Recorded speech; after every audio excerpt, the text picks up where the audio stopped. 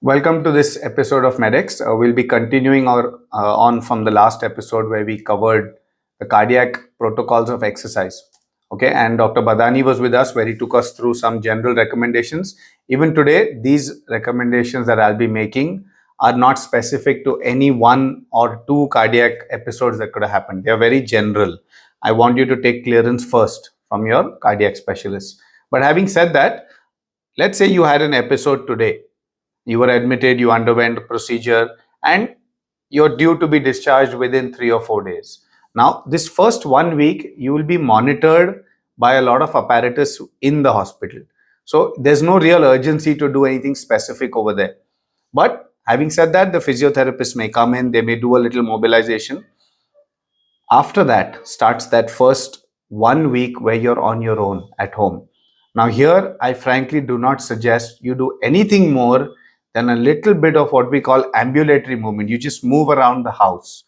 Okay, maybe 10 minutes, 15 minutes, 2 or 3 times a day just to feel fresh. It is not necessary, and again, only if recommended by your cardiologist. There may be blood pressure fluctuations depending on water intake, salt intake, and many other medicines that you're taking. So be careful, it's not necessary. The week following that, now the way we structure this is 1 week to 1 month. The first 1 month depends on how fast you recover that 1 week.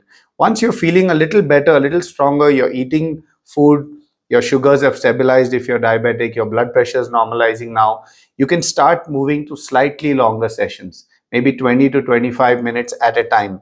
But again, take breaks every 5 to 10 minutes. Now, here is where wearing a watch, okay, have one of these watches which measures your heart rate. Now, how do we need to keep track of this? It's very simple. If you're 60 years of age, your max heart rate theoretically is 220 minus 60. So it's 160. Okay, now you can do your own math according to your age. Averagely, if you are at 160, you should not cross 60% of that in the initial 1 or 2 months. That gives you a range of about 90 to 110. So they do allow you 60 to 80%, but just to be cautious, let's stay around the 60% mark, which is close to 100. Now stay 10 above, 10 below. Try not to get too much fluctuant during your exercise. Don't go running upstairs and then suddenly take a break. Just be stable.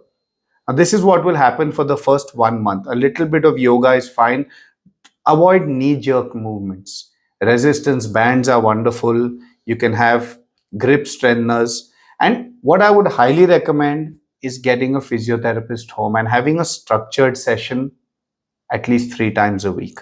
That 30-45 minutes of structured movement is much safer. Now, this is what happens for, let's say, 2 months.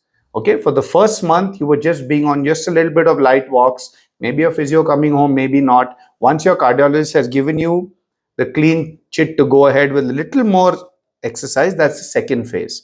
That's a month. The third month from there is where we want to slightly increase the intensity and duration, which means you'll have more complex movements, again supervised. It is very necessary for you to understand that just as much the procedure was important, the recovery is just as important. It must be supervised. So the first 3 months are all supervised. Now in the third month, you may increase the number of repetitions and sets that you're doing with the bands. You might go for slightly longer walks. You might start climbing a few stairs.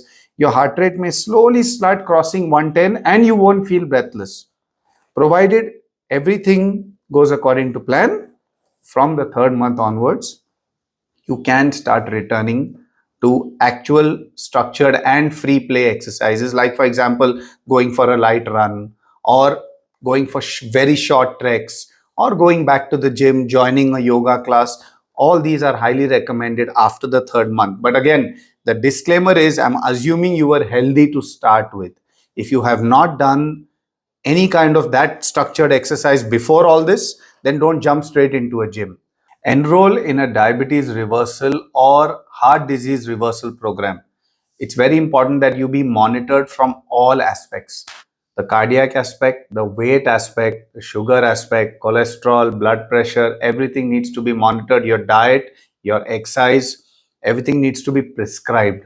Avoid taking chances on your own, because you never know what lurks around the corner. There may be something silently going on, and before you know it, you're having trouble. Okay, so I hope this video just helps you get started and navigate that little bit of tricky journey that you have in the first 2 or 3 months. Remember, again, to summarize, 3 months supervised. After that, independent is fine. See you all next time.